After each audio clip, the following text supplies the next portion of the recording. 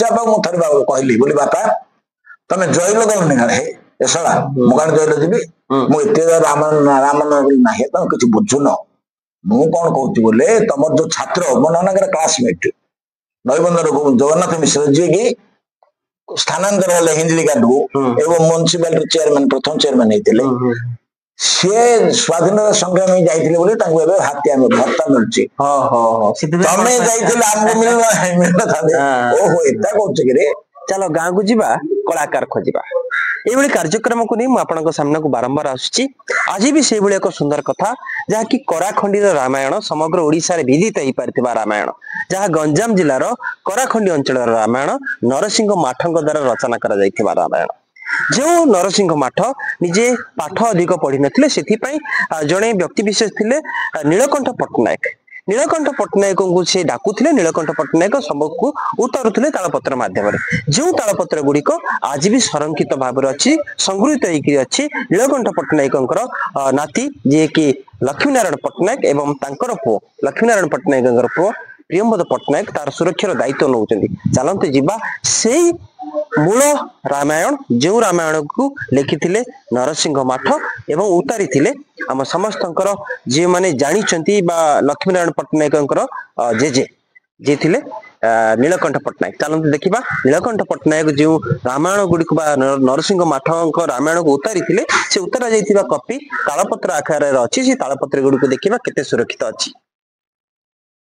दर्शक बंधु पाखर अच्छी कराखंडी रामायण जहाँकि मूल आमर तालपत्र लेखा जाइए सांगरे अच्छा आम समस्त प्रिय लक्ष्मीनारायण पट्टनायक नमस्कार सर खुशी सहित मुझे पचारे चाहूँगी कि आपण कराखंडी रामायण धरती यार सुरक्षार दायित्व नौ तालपत्र जहाँकि मूल तालपत्र आपण पाखे अच्छी ये जो तालपत्र जहाँ सब लेखा जाइए या संपूर्ण सत्य ना ये तालपत्र परवर्ती समय अन्य क्या माध्यम लेखागला नहीं कथा हूँ कौन बोले एटा आमर व्यक्तिगत चरित्र स्वार्थ उपर निर्भर करुचे कौन कथाटा कहवा न कहवा आज्ञा रघुनाथ कीर्तन कराखंडी नरसिंह माठक द्वारा लिखाई आज्ञा 5टी अवकाश आज्ञा से समय आम गाँव मोर जेजे बापा जन शिक्षक थिले कविंगर सी होती माने लेखा उपरे हर्षदीर्घ इत्यादि उपरे दृढ़ ज्ञान नाला मो बापांगर वंशिका जड़े भाईंगर सी छात्र सी लिखार जानती किंतु उठौती सबू नीलकंठ पट्टनायक यही कथा किए दर्शेला न दर्शेला कौन करा जाय परिबो किछि आम हाथ कथा नहीं से किसी स्वार्थ थी एटा कहवा द्वारा तांकर ख्याति कौन थी किंतु अच्छे मु जानी सौजन्य दृष्टि कहवाक इच्छा करना आज्ञा आम देखा पाऊँ प्राय 5 ରୁ 7 खंड आम देखी सारूँ कराखंडी रामायण प्रति रामायण जहाँ अच्छी तालपत्र द्वारा लेखा जाइए तालपत्र लेखा जाइए अक्षर सामान जे एथुर आम गोटे स्पष्ट प्रमाण पाऊँ कि ये कौन प्रकार जाली अर्थ आपको आम कौन प्रकार अन्य जड़े किए लिखिनी जहाँ लिखी जड़े लिखी यही अक्षर जहाँ आप पाँच जेहतु आप जेजे को आप देखी कहते नीलकंठ पट्टनायक आप देखी नीलकंठ पट्टनायक अक्षर आपण ये अक्षर बोली भावुंट कि केते कथा देख मुझे तो पिलाटी थी आज्ञा मोर बुद्धि हलाठू बापा कौन करेंगे तालपत्र सीझेबा आमर धान बड़ हांडीटार सीझा हम आज्ञा तालपत्र सीझेबा या विशल्यकरण पत्र आनीदबा झटा पत्र आनीदबा काटिबा छुरी से लेखन छुरी के थी कणा करने गोटे जंत्र थी ये सब कथा पिला दिन कथा मुख साक्षी एवं खाली साक्षी नहीं आज जाके हम गोटे जीवंता गछ जो कि कवि विषय कराखंड इतिहास विषय नीलकंठ पट्टनायक ये रामायण लिखा विषय कवि विषय जो ड्रामा आम पिलादिने खेली ये समस्त जगार हूँ मुख्य साक्षी आ कौन आठ अधिक अच्छी जे जहाँ करला आमर किसी कहबार नहीं सर ये जो आर पद्धति कि थाए तालपत्र को आम लिखापी जो सीझेबा पद्धति ये सब कहीं ना पत्रटार दीर्घ जीवन रही खराब हो विशल्यकरण पत्र से अक्षर दूषिया भी हेले झटा पत्र कि विशल्यकरण पत्र घोषीदे अक्षर परिष्कार देखा जाए सर ये जो तालपत्र गुड़ पाखापाखि केते वर्ष धरिक अच्छे आप एरा किछि नहीं बोले तुमको जो कथा कहूँ 1950-54 मोर बुद्धि वाला समय कथा मुझे कहूँ ना बुझले पाखापाखि 80 वर्ष ये सब से समय बहुत ता पूर्व सी लेखिक रेंगुन पठाई आज्ञा जो समय आमर ये लोक रेंगुन जाकि जीविका अर्जन करते से बही नहीं लोक पढ़ुले अनेक किछि कॉपी लिखिथिले सी कॉपी मधुर आपण पाखरे किछि कॉपी अछि जेतु आपण दान करछन आपण जेजे लिखुथिले तो किछि खंड कॉपी मधुर आपण घरे संग्रहित थिला जाकि वर्तमान पर्यंत आपण ताको नष्ट करना है किंतु नीलकंठ पट्टनायक घरे एही तालपत्र कॉपी रहिला नरसिंह माठक घरे अछि कि नरसिंह माठ घरे किछि नहीं आगे खाली नहीं ताकर गुडिये प्रतिभा थिला आगे कविंगर से प्रतिभा जगह लोक मैंने जो जानिले बारंबार जाकर घर को पचारे विरक्त होकर से कौन कले थिबार समस्त बही तालपत्र समस्त जिनस जाक नदी बढ़ी भसई देले एतक तो नीलकंठ पट्टनायक लिखिक न रखी था खंड को भी जाता सर ये जो नरसिंह माठक रामायण 5टी अवकाश आपण जितेबले पिला होइतिले छोट थिले छोट समय रे यार प्रचार प्रसार किबळी घटिथिला एवं लोक मानक पाखरे पहुंचीथिला किबळी आपण अनुभव करथिले कि कराखंडी रे जन्म होईची कराखंडी रे गुडे रामायण अछि जेउ रामायण की समग्र ओडिसा को जाउची केउ केउ अंचल रे विशेष करी यार ख्याति थिला देखो कविंगर केतुडिए कथा तो अछि आगे कविंगर 5टा खंडे तांगर गोटे असुविधा थिला शारीरिक सेति गोटे दंतवर्ष थिला आउ पेट बथा थिला आर्थिक अस्वचल होता सबुदा कही हबनी थिला तेणुकर सी प्रथम करी 7 दिन आमर हिंदलिकाट पाखे जो अच्छी ये से ये करथिले अध्याय पढ़ते बुझले कि ए शिव महापुर कौन कहले पठेदेले नहीं तू तुम्बेश्वर पला बोली से 7 दिन कहले नहीं तू जोड़ा मागुचु मुझे दे पारे तू ओडगाँ पलटा बोली कहले से ओडगाँ जो 15 दिन अध्याय पढ़ले से समय से जा कुंड रे जहाँ मिले से तो खाइदे बोली पड़े से गले आग रामायण लिखि ना गोपलीला बोली कृष्ण संबंध में गोटे ड्रामा लिखे गोटे लोकनाट्य गोटे लिखिते हाँ एवं से गुड़िक सब माने पिकनिक कर सब मो बापा मो पचार मोर गोटे बुद्धि अच्छे आमर गाँ केमती है आम केतटा घर प्रथम थिला आम कौटू आसुले तुम बापांर ना कण तुम बापांर बापार ना कण स्त्री ना कण ए सब पचार बुद्धि अच्छे तेणुक कवि विषय जो सब मूर्ति देखुं कवि विषय जी जहाँ देखुं संपूर्ण सठिक कथा देखुना व्यक्तिगत भाव किसी स्वार्थ अच्छी सेटा को से प्रतिभा देखा ए सब कथा लुचई दौरान किंतु मोर नवम श्रेणी मु कवि को एत भल पाऊली जे कवि ना गोटे पाठागार करी आगे 70 साल भंजनगर पढ़िया पलैगली से बही पत्र पाठागार इत्यादि नष्ट हो गला ता परवर्ती समय मुझे अवसर नेली से समय मोर से चिंताधारा को प्रतिफलित करने बोली मो बहुत विज्ञ प्राज्ञ ओडिया रे एमए करथिया बहुत लोग खंडे खंडे कागजर छपा बही रघुनाथ कीर्तनर बांटी समस्त गोटे अनुरोध जे तमे कवि ना पदे कराखंडी ना पदे कहतु किए न कहवा हेतु मत बहुत बाधा लगी से जो कवि ना जो पाठागार करथिले सेटा को ना बदली देछि हर्षदा नील नृसिंहनाथ श्याम मणि पाठागार एमती 5-6टा ना करी आ गोटे नांडी रहीगला मोहन मोहन श्याममणि पाठागार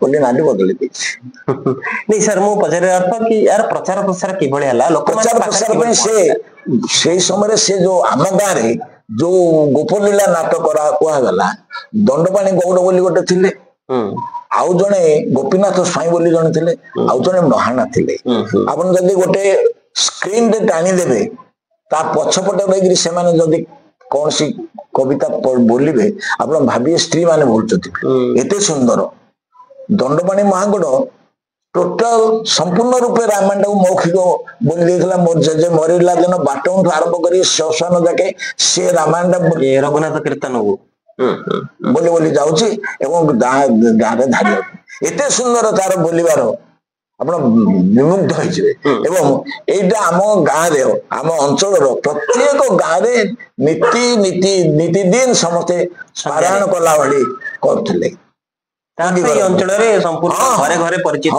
ରଘୁନାଥ କୀର୍ତ୍ତନ ଏବଂ କବି ଲେଖି ସାରିଲା ପରେ ଆଇରୁ ଖଣ୍ଡୁଟେ ରଘୁନାଥ ମହାପ୍ରଭୁ ଓଡଗାଁ ମହାପ୍ରଭୁଙ୍କୁ ଦେଇଛନ୍ତି।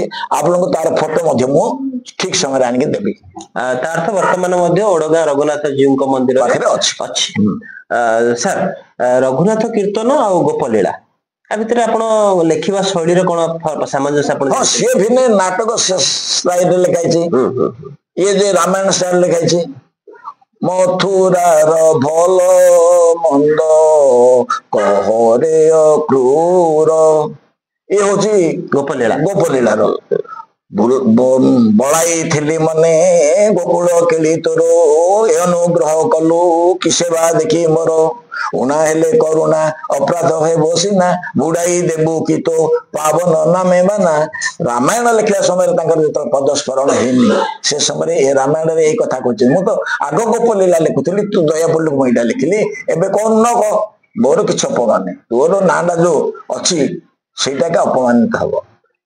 ଗୋପଲୀଳା ଗୋପଲୀଳା ବିଭିନ୍ନ ପ୍ରକାର ଜାଗାରେ ଆପଣଙ୍କର ପରିବେଶ ଏବେ ହାରି ନାହାନ୍ତି କରାଖଣ୍ଡି ପୁଞ୍ଜାକୁ ଯୋଉଠି ଯାଇଛନ୍ତି। ଗୋପଲୀଳା କରାଖଣ୍ଡି ଗୋପଲୀଳା ଭଳି ଗୋଟେ ନାଁ ଥିଲା ସ୍ୱତନ୍ତ୍ର।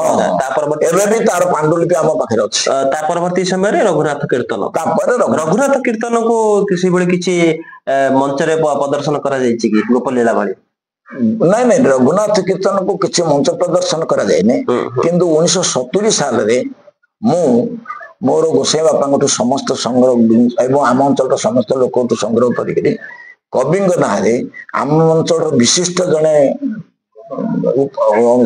ଡ୍ରାମା ଲେଖକ ଗୋପାଳ କୃଷ୍ଣ ସାମନ୍ତରା, ମୋର ସ୍ୱର୍ଗଗତ ଗୁରୁ ପ୍ରହ୍ଲାଦ ସେ ଓଡିଆ କୁଳର ସଭାପତି, ଏବେ ବଞ୍ଚିଥିବା ମୋର ସାଙ୍ଗ ଲକ୍ଷ୍ମୀନାରାୟଣ ଚୌଧୁରୀ ଏବଂ ମୋର ଗୁରୁ ବଞ୍ଚିଥିବା ଗୁରୁ ପ୍ରକାଶ ଚନ୍ଦ୍ର ପାଢୀ, ଏମାନେ ଡ୍ରାମା ଗୋଟେ ନରସିଂହ ମାଠଙ୍କ ନାଁରେ, ନରସିଂହ ମାଠଙ୍କ ନାଁରେ ତାଙ୍କର ଜୀବନ ଶୈଳୀକୁ ନେଇକି ରାମାୟଣ ସହିତ ଲେଖା ହେଇଥିଲା, ଯୋଉଟା କି ସେ ସମୟରେ 1970 ସାଲରେ 10,000 ଟଙ୍କାର ଟିକଟ ବିକ୍ରି ହେଇଥିଲା। ଆଜ୍ଞା ଆଜ୍ଞା। ଏବଂ ଆମ ଗାଁର ଗୁଡିଏ ଲୋକ ଅଭିନୟ କରିଥିଲେ, ମୋ କବିଙ୍କର ଭଉଣୀ ହେଇଥିଲି, ମୋର ଆଉ ଗୋଟେ ଭାଇଟେ କବିଙ୍କର ଭାଇ ହେଇଥିଲା, ମୋର ଆଉ ଗୋଟେ ଭାଇଟେ କବିଙ୍କର ସ୍ତ୍ରୀ ହେଇଥିଲା, ମୋର ଆଉ ଗୋଟେ ଭାଇଟେ କବି ବାଲ୍ୟ କବି ହେଇଥିଲା, ଆମ ଘର ବଡିଶା ପିଉସା ସେଇ ଯୋଉ ଓଡିଆ ପିଉସାର ସୁକ୍ରିୟା ବେନା କବିଙ୍କର ମା ହେଇଥିଲା। ଆମର ଗୁଡିଏ ଗାଁ ଲୋକ ରୋଲ କରିଥିଲେ, କିନ୍ତୁ କଙ୍କୁଡାର ଧନୁ ମାଷ୍ଟେ ଏବେ ବି ଜୀବିତ ଅଛନ୍ତି, କେତେବେଳେ ଆପଣ ଯାଇକି ତାଙ୍କଠୁ ସଂଗ୍ରହ କରିପାରନ୍ତି କଥା, ସିଏ କବିଙ୍କର ଭୂମିକାରେ ରୋଲ କରିଥିଲେ। ତାର ତ କବିଙ୍କୁ ଆପଣଙ୍କ ଗାଁ ଲୋକ ଯେତିକି ମର୍ଯ୍ୟାଦା ଦେବା କଥା ଦେଇଛନ୍ତି ଏବଂ ସେତିକି ଭଲ ବି ପାଇଛନ୍ତି।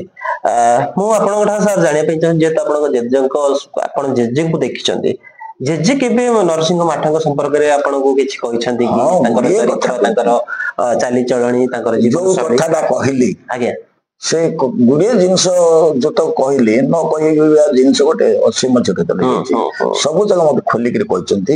ଏବଂ ଆମର କବି ପରିବାର ସହିତ ଆମର ଓତପ୍ରୋତ ସମ୍ପର୍କ ଥିଲା। ଆଜ୍ଞା, ଇଏ ଗାଁର ଶିକ୍ଷକ, ସିଏ ଗାଁର ସେତେବେଳକୁ ଜଣେ ମୁଖିଆ ଲୋକ କବି ହିସାବରେ ଅଞ୍ଚଳ ପାଇଁ, ଆମ ଗାଁ ପାଇଁ ଖାଇ ନାହିଁ।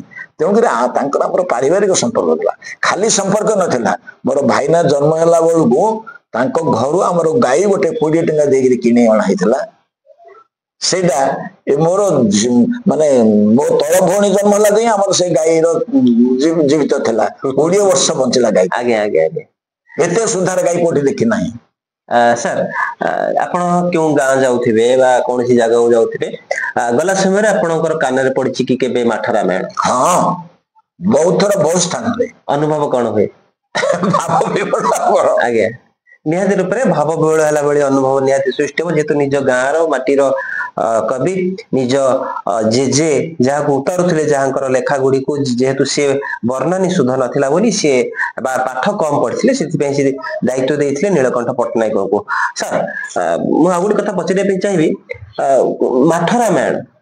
ମାଠ ରାମାୟଣର ଦାୟିତ୍ୱ ନେବା, ସଂଗୃହୀତ କରିବା ବା ମାଠ ରାମାୟଣକୁ କିଭଳି ଆଗକୁ ବଢେଇବା, ଏଇ କ୍ଷେତ୍ରରେ ଧୀରେ ଧୀରେ ଯେହେତୁ ଲୋକ ମୁଖରୁ ମୁଖ ହେଇକି ଯାଇଥିଲା, ବର୍ତ୍ତମାନ ସମୟରେ ସାମ୍ପ୍ରତିକ ସମୟରେ ଯେହେତୁ ସୋସିଆଲ ମିଡିଆ ସମୟରେ ମାଠ ରାମାୟଣକୁ ବଞ୍ଚେଇବା ଦାୟିତ୍ୱ, ପାଣି ଦେବା ଦାୟିତ୍ୱ, ତାକୁ ପୁଣି ଉଜ୍ଜୀବିତ କରିବାର ଦାୟିତ୍ୱ ଆପଣ ଆପଣଙ୍କ ପୁଅକୁ ଦେବା ପାଇଁ ଚାହୁଁଛନ୍ତି କି?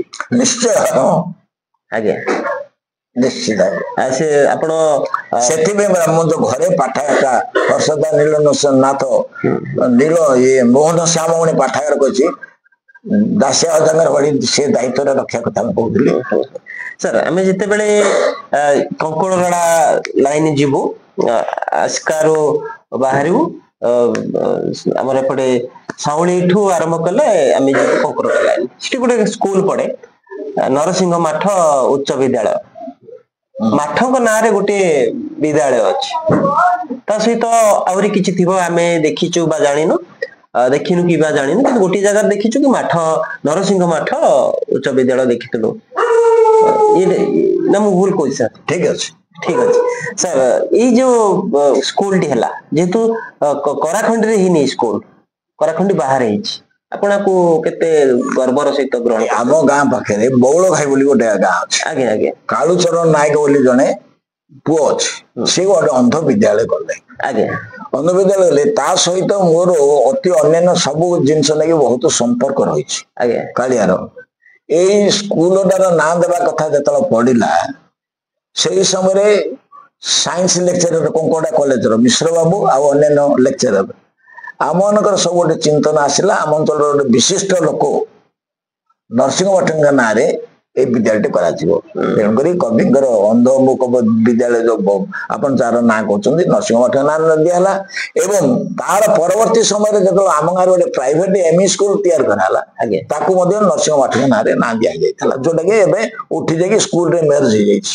ସାର୍ ନରସିଂହ ମାଠଙ୍କର ମାନେ ସେ ତାଙ୍କର ଜୀବନରେ ସେ ବଞ୍ଚିଥିଲେ କେତେ ବର୍ଷ ପାଖାପାଖି ଏବଂ ତାଙ୍କ ଜୀବନ ଶୈଳୀ ଆପଣ କଣ ଜାଣିଛନ୍ତି?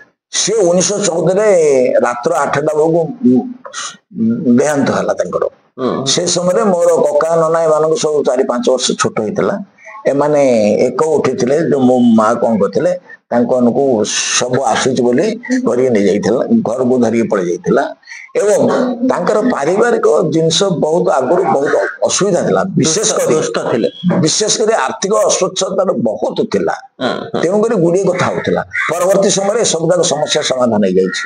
ତେଣୁ ଏବଂ ଯେହେତୁ ବାପା ଲେଖୁଥିଲେ ଏବଂ ଗାଁର ଶିକ୍ଷକ ସିଏ ଜଣେ, ଏବଂ ଆମର ଗୋସାଇଁ ବାପାଙ୍କର ନାଁ ହର୍ଷଦା ବୈଷ୍ଣବ ପଟ୍ଟନାୟକ ଦିଗପଣ୍ଡି ରଜା ଆଣିକିରି ଏଇଠି ଭିଲେଜ ମାଜିଷ୍ଟ୍ରେଟ କରିକି ସେ ସମୟରେ ରଖିଥିଲେ। ତେଣୁକରି ଆମର ମଧ୍ୟ ପ୍ରତିପତ୍ତି ବହୁତ ଥିଲା, କବିଙ୍କ ପରିବାର ସହିତ ଆମର ମଧ୍ୟ ବହୁତ ସମ୍ପର୍କ ରହିଥିଲା।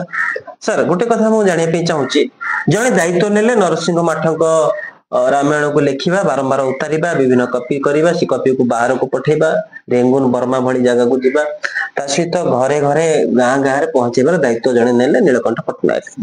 ନୀଳକଣ୍ଠ ପଟ୍ଟନାୟକଙ୍କୁ କାହିଁକି ଭୁଲିଗଲା ଏ ଓଡିଆ ଜାତି ବା ଆମର?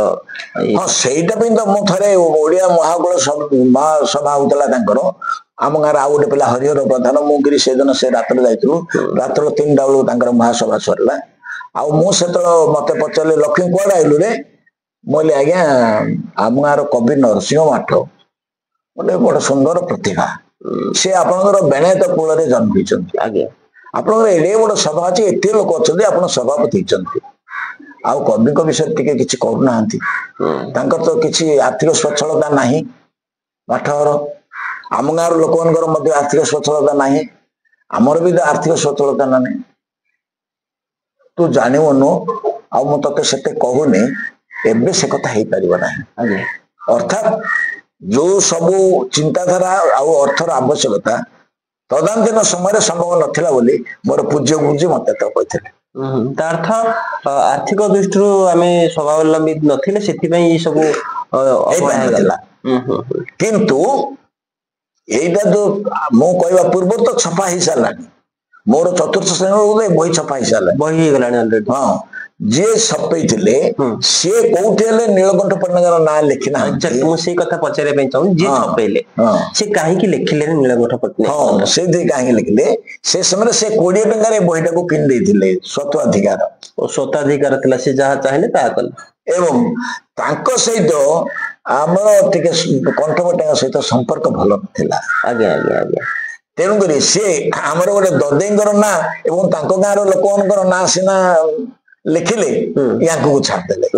ପ୍ରଥମ ଖଣ୍ଡିକ ଛପେଇବାର ଢେର ବର୍ଷ ଯାକେ ଆଉ ଅନ୍ୟ ଛପାଛପି କାମ ବନ୍ଦ ହେଇଗଲା। ଯେତେବେଳେ ପୁରୁଣାର ପୋଷ୍ଟମାଷ୍ଟର ଅନନ୍ତ ପଟ୍ଟନାୟକ सी जो आउ थे गोटे बड़ खातार आम घर रामायण टा नहीं सब उतरेले ताले सी आउ थे छपेदे बोली भय पड़ी से द्वितीय शीघ्र शीघ्र छपेबार आवश्यक है व्यक्तिगत चरित्र किए क्या कौन किंतु परवर्ती समय में से स्वीकार करना कि नीलकंठ पट्टनायक द्वारा उतार करना किंतु प्रमाण अच्छी सर ढेरे आप बही जाक देखुना अक्षर आउ अन्य को तालपत्र बही आणतु ए बही आणतु जदि गोटिक अक्षर ताले ये हूँ नीलकंठ पट्टनायक अक्षर एवं से तो सबुठ से ना लिखी बहीटा जी हजे दब कि चोरे नब कि अमुक हम रघुनाथ अमुक कर सब इत्यादि लिखिं आप कौन दरकार आ मो बापा अक्षर एत सुंदर बाइगण मंजी मर्च मंजी भली पूरा चका चका यार तालपत्र रे लेखुथिबे पिला को पढ़ौथिबे आज्ञा ये थिला तांकर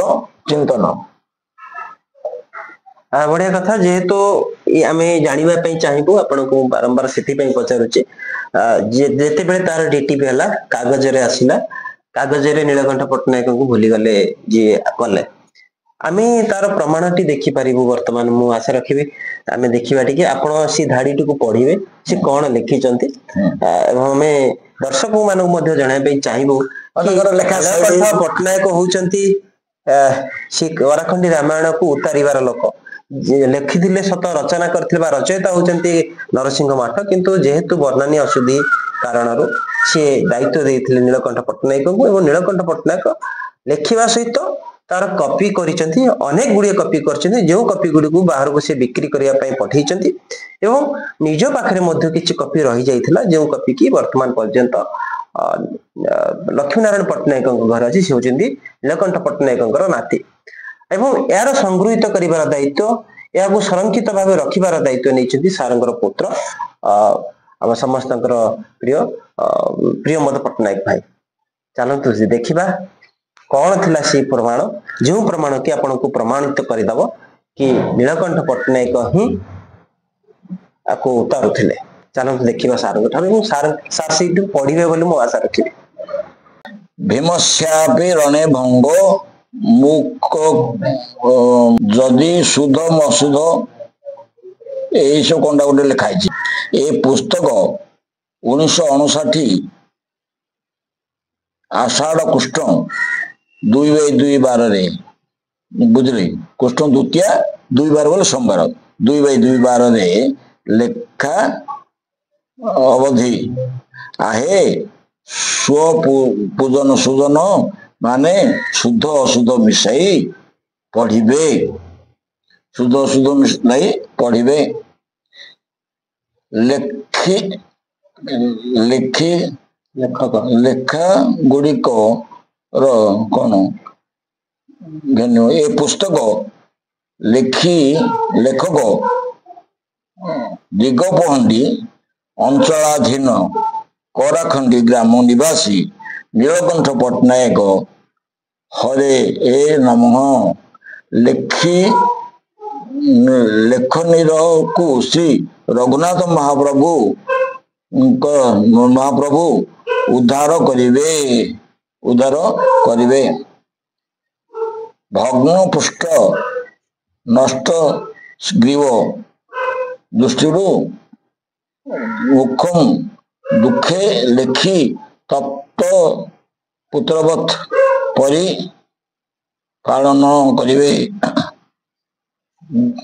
जनादय ये कौन ये सब क्लियर रे जानी होनी माने ये अक्षर जब ये हेलानी ना जानी हो ए तंगर ना तो देखले से को गार लोक को साल रे को बारे को तिथि रे लिखाई छि या को किछि नष्ट न करी बोले सब जगह रे प्राय सब खंड रे लिखि थांते आ गुटी जगह सर अछि नीलकंठ पट्टनायक नाम थिला शेष धाड़ी रे आमे देखिबा को पाइथलु आशा करिबा आपण सी धाड़ी टुकु मध्ये पढि देबे गुटी थिला सर गुटी एठी अछि देखलो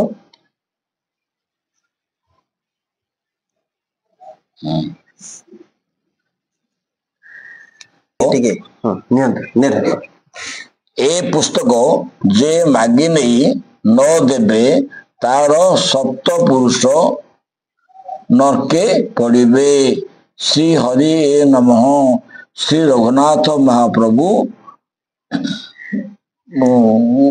ଦୁଃଖ ପ୍ରକାଶ ଏମିତି କଣ ନା ନାଇଁ ଶ୍ରୀ ରଘୁନାଥ ମହାପ୍ରଭୁ ଲେଖକ କାର ନୀଳକଣ୍ଠ ପଟ୍ଟନାୟକ କୁ ସୁରକ୍ଷା କରନ୍ତୁ।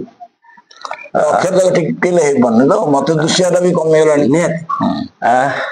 ଶେଷରେ ଲେଖାଯାଇଛି କି ଲେଖକ ହଉଛନ୍ତି ନରସିଂହ ମଠ, ଲେଖକ କାର ହଉଛନ୍ତି ସ୍ପଷ୍ଟ ଭାବରେ ଲେଖାଯାଇଛି ନୀଳକଣ୍ଠ ପଟ୍ଟନାୟକ। ଲେଖକ କାର କୁ ସୁରକ୍ଷା ପ୍ରଦାନ କରନ୍ତୁ ବୋଲି ଦିଆଯାଇଛି ବା ଶ୍ରୀ ରଘୁନାଥ ମହାପ୍ରଭୁ ଏତେ ସୁନ୍ଦର ଭାବରେ ଆଜି ପର୍ଯ୍ୟନ୍ତ ସଂଗୃହୀତ କରିକି ରଖାଯାଇଛି, ସଂରକ୍ଷିତ କରିକି ରଖାଯାଇଛି।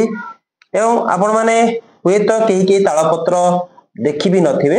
ଦେଖନ୍ତୁ ଇଏ ହଉଛି ସେଇ ପୋଥି ଯାହାକି ପୂର୍ବେ ଯେତେବେଳେ କାଗଜ ନଥିଲା ତା ପୂର୍ବରୁ ବିଭିନ୍ନ ପ୍ରକାର ପଦ୍ଧତି ଅବଲମ୍ବନ କରାଯାଇଥିଲା। ସଂସ୍କୃତିର ବିକାଶ ସାଙ୍ଗକୁ, ସଭ୍ୟତାର ବିକାଶ ସାଙ୍ଗକୁ ଧୀରେ ଧୀରେ ଆଜି ଆମେ ପହଞ୍ଚିଛେ ସତ ଇଣ୍ଟରନେଟ ଦୁନିଆରେ। ତଥାପି ତତ୍କାଳୀନ ସମୟରେ ଇଏ ଥିଲା ତାଳପତ୍ର ପୋଥି, ଯାହାକି କରାଖଣ୍ଡି ରାମାୟଣ କହିଲେ ସମସ୍ତେ ଜାଣିବେ। ମାଠ ରାମାୟଣ ନରସିଂହ ମାଠଙ୍କ ଦ୍ଵାରା ରଚିତ ହେଇଥିବା। ସାର୍ ଲକ୍ଷ୍ମୀନାରାୟଣ ପଟ୍ଟନାୟକ ଯାହାଙ୍କର ଜେଜେ ଆକୁ ଉତାରିଥିଲେ ବା ନରସିଂହ ମାଠ ଡାକିଥିଲେ, ସେ ଉତାରିଥିଲେ ଏବଂ ପରବର୍ତ୍ତୀ ସମୟରେ ସେ ଅନେକ କିଛି କପି ତାର ତିଆରି କରି ବିକ୍ରି ମଧ୍ୟ କରିଥିଲେ। ଇଏ ହଉଛି ସେଇ ରାମାୟଣ ଯାହାକି ମାଠଙ୍କ ଦ୍ଵାରା କୃତ। ନରସିଂହ ମାଠଙ୍କ ରାମାୟଣ କହିଲେ ସମସ୍ତେ ଜାଣିବେ, ତା ସହିତ କରାଖଣ୍ଡି ରାମାୟଣ କହିଲେ ସମସ୍ତେ ଜାଣିବେ, ଯାହାକି 5 ଅବକାଶରେ ହେଇଥିଲା। ତାଳପତ୍ର ପୋଥି ପ୍ରାୟତଃ ବର୍ତ୍ତମାନ ସମୟର ପିଲାମାନେ ଜାଣିପାରିବେ ନାହିଁ ତାଳପତ୍ର ପୋଥି କଣ। ପାଠରେ ଆମେ ପଢିଛେ ଯାହାକି ସଭ୍ୟତାର ବିକାଶ କ୍ରମେ ଆଜି ଗୋଟିଏ ପରେ ଗୋଟିଏ ସଭ୍ୟତାକୁ ଆମେ ଗତି କଲା ପରେ ଆଜି ଇଣ୍ଟରନେଟ ସଭ୍ୟତାରେ ପହଞ୍ଚିଛେ ସତ, କିନ୍ତୁ ପୂର୍ବରୁ ଏଇ ସଭ୍ୟତା ଥିଲା ଯାହାକି ତାଳପତ୍ର, ଭୋଜପତ୍ର ଏଇ ସବୁ ପୋଥି ଥିଲା, ଯେଉଁ ପୋଥିରେ କି ବିଭିନ୍ନ ପ୍ରକାର ବିଷୟବସ୍ତୁ ଲେଖା ଯାଉଥିଲା, ତାକୁ ଆମେ ପଢୁଥିଲେ। ଏବଂ ବିଭିନ୍ନ ପ୍ରକାର ରାମାୟଣ ଯାହାକି ପୌରାଣିକ ବିଷୟ ଗୁଡିକ ମଧ୍ୟ ତାଳପତ୍ରରେ ହିଁ ଲେଖା ଯାଉଥିଲା। କେବଳ ଏଇ ନୁହଁ, ଅନ୍ୟ କୌଣସି ଜାଗାରେ ମଧ୍ୟ ଆପଣ ଦେଖିବାକୁ ପାଇବେ ସଂଗୃହୀତ ଅବସ୍ଥାରେ ଥିବା ତାଳପତ୍ର, ଭୋଜପତ୍ର ପୋଥି। କିନ୍ତୁ ଆଜି ଆମେ ପୁରାପୁରି ଦେଖୁଛୁ କିଭଳି ରୂପରେ ସଂଗୃହୀତ କରିକି ରଖାଯାଇଛି। ସାରଙ୍କ ସହିତ ଆମେ କଥା ହେଲୁ। ସାର୍ ମାଠ ରାମାୟଣଙ୍କ ଉପରେ ଆମେ ଆପଣଙ୍କ ସହିତ ଆଲୋଚନା କଲୁ, ନରସିଂହ ମାଠଙ୍କର ଜୀବନ ଶୈଳୀ ଜାଣିଲୁ, ନରସିଂହ ମାଠ କିଭଳି ଏଇ ରାମାୟଣକୁ ରଚନା କଲେ, କେଉଁଠାରୁ ସେ ବର ପାଇଲେ, ତା ସହିତ ଆପଣଙ୍କ ଗ୍ରାମର କଥା, ଆପଣଙ୍କ ଜେଜେଙ୍କର କଥା, ଗ୍ରାମରେ କିଭଳି ନରସିଂହ ମାଠଙ୍କୁ ବିଷୟରେ ସ୍ମୃତିକୁ ମନେ ରଖିବା ପାଇଁ ସେମାନେ ତାଙ୍କର ମୂର୍ତ୍ତି ହୋଇଛି, ତା ସହିତ ନାଟକଟିଏ ମଧ୍ୟ ହେଇଥିଲା। ଚାଲ ଗାଁକୁ ଯିବା। କଳାକାର ଖୋଜିବାର ପ୍ରସଙ୍ଗରେ ଆଜି ଥିଲା ନରସିଂହ ମାଠଙ୍କର ରାମାୟଣର କଥା। ଯେଉଁ ରାମାୟଣ ଘରେ ଘରେ ପରିଚିତ, ଓଡିଶାର ସମସ୍ତ ଜାଗାରେ ଆପଣ ମାନେ ମାଠ ରାମାୟଣ କହିଲେ ଜାଣିବେ, ଯାହାକି ଦିଗପହଣ୍ଡି ଅନ୍ତର୍ଗତ କରାଖଣ୍ଡି ଗ୍ରାମରେ ସୃଷ୍ଟି ହେଇଥିଲା। ଜନ୍ମଗ୍ରହଣ କରିଥିଲେ ନରସିଂହ ମାଠ। ତାଙ୍କ ବିଷୟରେ ଅନେକ କିଛି କଥା ଜାଣିଲୁ ଲକ୍ଷ୍ମୀନାରାୟଣ ପଟ୍ଟନାୟକ ସାରଙ୍କ ଠାରୁ। ସାର୍ ଜଣେ ସାହିତ୍ୟିକ ଏବଂ ଆମକୁ ସୁନ୍ଦର ଭାବରେ ସିଏ ନରସିଂହ ମାଠଙ୍କର ଜୀବନ ଶୈଳୀ ଏବଂ ଏଇ ତାଳପତ୍ରର କଥା, ଏହା କିଭଳି ପ୍ରଚାର ପ୍ରସାର ହେଲା, ତା ସହିତ ନରସିଂହ ମାଠ କିଭଳି ତାଙ୍କ ଜୀବନରେ ଅନେକ କିଛି କଥା କରିଥିଲେ। କିନ୍ତୁ ଆଉ ଗୋଟିଏ କଥା ଅଛି, ସେ ତାପରେ ମୁଁ ସାରିଦେବି ଏଇ କାର୍ଯ୍ୟକ୍ରମକୁ। ସାର୍, ଏଇ ଯୋଉ ଅଧିଆ ପଢିବା କଥା, ଯେଉଁଭଳି ରୂପରେ ରାମ ତାରକ ମନ୍ତ୍ରର ଉପେନ୍ଦ୍ର ଭଞ୍ଜ ସିଦ୍ଧି ପାଇଥିଲେ, ଏଇ ନରସିଂହ ମାଠଙ୍କର ସିଦ୍ଧି କେଉଁଠୁ ଲାଭ ହେଇଥିଲା? ଦେଖନ୍ତୁ, ନରସିଂହ ମାଠଙ୍କର ବ୍ୟକ୍ତିଗତ ଜୀବନରେ ଗୋଟେ ଅସୁବିଧା ଥିଲା। ମୁଖ୍ୟ ଅସୁବିଧା ଥିଲା ତାଙ୍କର ଆର୍ଥିକ ସଚ୍ଛଳତା, ଆଉ ପେଟ ବଥା ଥିଲା, ଦନ୍ତ ଅର୍ଶ ଥିଲା, ଇତ୍ୟାଦି ଇତ୍ୟାଦି କେତେ ଗୁଡିଏ ଜିନିଷ ଥିଲା। ସେଥିପାଇଁ ଏବଂ ବିଷ୍ଣୁ ପ୍ରୀତି ବହୁତ ଥିଲା। ବିଷ୍ଣୁ ଭକ୍ତ ଥିଲେ। ତେଣୁକରି ସିଏ ଯେତେବେଳେ ନାଚାର ବିଚାର କଲେ, ସେତେବେଳେ ସିଏ ଆମର ଯୋଉ ଆପଣ ଶୁଣିଛନ୍ତି ଜୌଗଡର ପୂର୍ବରୁ ଜୌଗଡ ନିକଟରେ ଗୁପ୍ତେଶ୍ୱର ବୋଲି ଗୋଟେ ଶିବ ମନ୍ଦିର ଅଛି, ଯୋଉଠି ଶୁଣା ଯାଉଛି ଯୁଧିଷ୍ଠିର ଆସିକିରି ଗୁପ୍ତରେ ବନବାସ କରିଥିଲେ ବୋଲି ତା ନା ଗୁପ୍ତେଶ୍ୱର। ସେଇଠି 7 ଦିନ ଅଧିଆ ପଡିଲେ। ସିଏ କଣ ପାଇଁ ଏଇଠୁ ଭୋଟ ଦେଲେ ମତେ ବାପା କହିଛନ୍ତି, ଅଜାଣ ପକ୍ଷୀ ମଧ୍ୟ ସୁଜାଣ ଅଟେ ସାରି, ପଢାଇଲେ ପଢାଇ ଅବନାକ୍ଷର ଚାରି। ଏ ଅବନାକ୍ଷର ଚାରିଟା କଣ କହିଛନ୍ତି, ଏଇଟା କଣ କହିଛନ୍ତି, ଏ ସବୁ ତ ମୋର ପିଲାଦିନେ ଶୁଣିଥିଲି, ଏମିତି ହବ ବୋଲି ମୋର ବିଚାର ନାହିଁ, ପାଶୁରି ଗଲାନି। ସେଇଠୁ ସିଏ କଣ କଲେ, ତୁମ୍ବେଶ୍ୱରକୁ ପଠେଇଦେଲେ। ତୁମ୍ବେଶ୍ୱର ମହାପୁର ଯୋଉଟା ପୁରସ୍ତମ୍ପୁର ପାଖରେ, ମାନେ ଯୋଉ ଋଷିକୁଲ୍ୟା ନଦୀର ପାଖରେ, ସେ ଯୋଉ ଦୁର୍ଗା ମହାପ୍ରଭୁ ତାରାତାରିଣୀ ପାଖରେ। ସିଏ ବୋଲେ ନାଇଁ, ତୁ ଯୋଉଟା ମାଗୁଛୁ ମୋର ଦେବାର କ୍ଷମତା ନାହିଁ, ତୁ ଓଡଗାଁ ରଘୁନାଥଙ୍କ ପାଖକୁ ପଳେଇଯା। ସେଇଠି ସିଏ ଆଉ 15 ଦିନ ତପସ୍ୟା କଲେ। ଏ ସମୟରେ ଅଧଲାକର, ସେତେବେଳର ମୂଲ୍ୟ ଅଧଲାକର ନବାତ ଖାଇକିରି କେବଳ रही था आउ कि ना नबात पणा टिके पीकी एत दिन रही सी बरदेले तू जा कुंडे जहा पड़ी से खाईदे बोली कहले गोटे सुकुटा कदली थिला हाथ में धरला बेलू गोटे साप धरला भाया अनुभव होता सापर मजबूता भाया लगी सेटा ढुकीदेले आसिले गाँव को आसला रामलीला गोपलीला राम चरित्र न कृष्ण चरित्र पर लिखिते जोटा कि आम गाँ कौटी हारिनी जिते थर जाक से प्ले कराई आम गाँव जो मैंने सब अभिनय करते गोटे परदा पछरे रही जदि गीत बोलिए अपना भाविए निश्चित गए दले स्त्री और लोक मैंने अच्छा भर दंडपाणी महाकल जड़े आउ गोपीनाथ स्वाई बोली जड़े गणपति महाना बोली आउ जड़े इत्यादि इत्यादि थे परवर्ती समय सी जो ये रघुनाथ कीर्तन लिखुले से बर पाई लिखला ये आसिले रामायण लिखिले रामायण लिखा समय किए समय विभु दया हो कि कौन कारण हो जो बंद हो जाऊला से अभिमान पड़क भगवान कहते बड़ाई थी मने गोकुल केली तोर अनुग्रह कलु कि सेवा देखी मोर उणा हेले करुणा अपराध है सीना बुड़ाई देव को तो पावन नामे हे करुणा कर हे करुणा निधि मोर किसी क्षति हेनी मोर ना फांकी दरकार तो ना रहेगा अपवाद अपवाद परवर्ती समय से अभिमान अनर्गल भाव नीलकंठ पट्टनायक लिखि चलिए एवं शब्द संशोधना आप शुणिले बड़ा आश्चर्य बंदई दई बकी नंदन बनमाली ब्रजबधु बदन कमल दलड़ी किसी नहीं 14 अक्षर आप 7 अक्षर पढ़ीदे 3 पढ़े आउ 7 अक्षर पढ़े होगा कथा बढ़िया हो बंदई त्रिलोचन दुरीत विमोचन पूरित जार शिरे सरित गंगा फेन बंदई महेश हे गयस चंपा भोगी दुदुरा धात्री पत्री केतकी अनुरागी ये सुंदर लेखा लिखिले मनुष्यर गोटे सहजात प्रकृति अच्छी जन जनकर असहिष्णु मनोवृत्ति हुए आम गाँव किए जड़े जाकि निकटस्थ नई बंध मो गोसिया बाबू मुझे थे कहली बोली बापा तमें जैल गलनि गाड़े एसला मुझे जैल जी मुझे राम ना तुम किसी बुझुन मु कौन कहती बोले तुम जो छात्र मो नाना क्लासमेट नईबंधर जगन्नाथ मिश्र जी की स्थानांतर हेले हिंजली गार्ड को एवं म्यूनिसिपालिटी चेयरमैन प्रथम चेयरमैन होते सी स्वाधीनता संग्रामी जाते हाथी भत्ता मिलूँ तमें आमको मिलना था ओहो एता कौच कि नाई नाई मु तो राम नाम जपी जपी से से लिखित ये शब्द किए जन जा नईबंधर जन को कहला जी की तदांति न पूरी मंदिर से मुक्ति मंडप सभा थे से कराखंडीर गोटे ओडिया पिलाटे माठ रामायण बोली कौन लिखुचे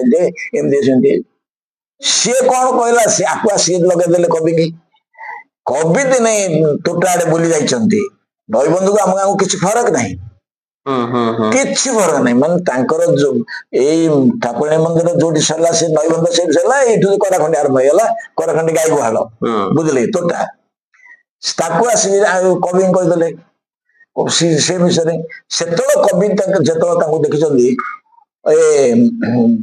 ये महापुर मु गोटे पदुटे लिखिली जे आर पदुटा किसी आसुनी कौन लिखी टे कहीदेनि कौन बंदई त्रिलोचन दुरीत विमोचन पूरित जार शिरे सरित गंगा फेन ए स्टाइल सब जाक 7 14 अक्षर लिखी हेले से जो पदटा को से पचारे जाऊँच कहले बंदई सारो लागो विचित्र तोरो तनु जत कले ब्रह्माए प्रसन्न पंचमनु सुरंग गुंडी बिंदु शोभित भाल पटे काउ तार कौन हम मत के दिन है मुझे पूर्ण कर से केतुड़े से जा कथा कह से आम अंचल मत प्रतिष्ठित ब्राह्मण जने मिश्र कहले मन पाइलानी तार आउ दिन जो भेटिले अच्छा महापुर अच्छा यहीटा हो कि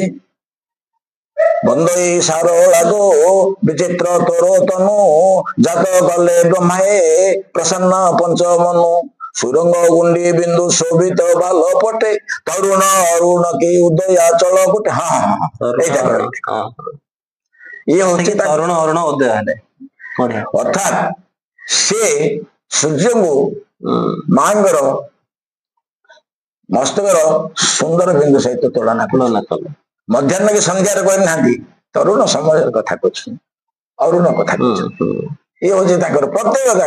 ଏତେ ଗୁଡିଏ ଜାଗାରେ ଗୁଡିଏ କଥା ଅଛି, ଯୋଉଟା କି ଗୋଟିଏ ଜାଗାରେ ଲେଖିଛନ୍ତି, କିଏ ଜଣେ ପଚାରିଲା ରାମଚନ୍ଦ୍ର ସୀତାଙ୍କର ବିବାହ ଯୋଉ ହେଲା ଜାତକ ମୂଳକ ହେଇଥିଲା, ସେ ସେଇଠି କହିଛନ୍ତି ତୁଲ୍ୟକୁ ତୁଲ୍ୟ ଓଣା ଅଧିକ ନାହିଁ କିଛି, ଜାନକୀ ମଧୁ ଫେଣା ଶ୍ରୀରାମ ମଧୁମାଛି।